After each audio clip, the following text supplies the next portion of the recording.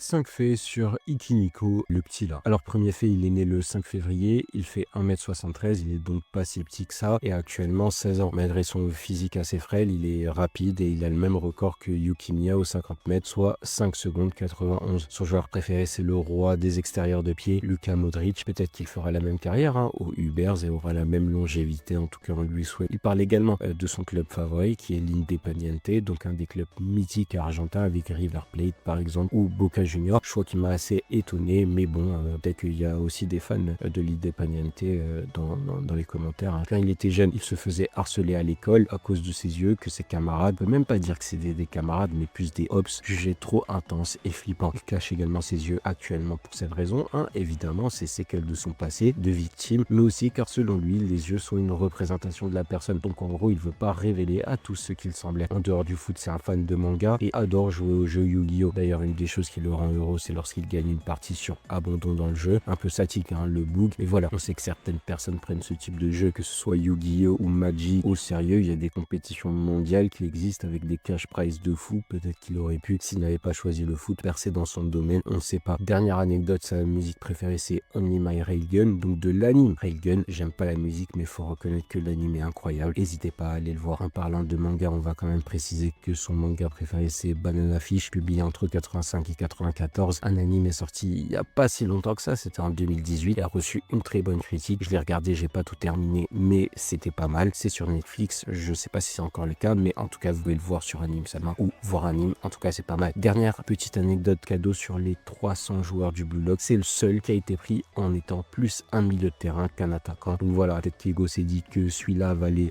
un attaquant, et en tout cas, au final, ça lui a été bénéfique parce que Ikiniko, c'est un des joueurs au plus grand potentiel qui existe. Sa métavision n'est même pas encore complète et il est déjà monstrueux, et il l'a été avec les Ubers lors de la Neo Egoist League.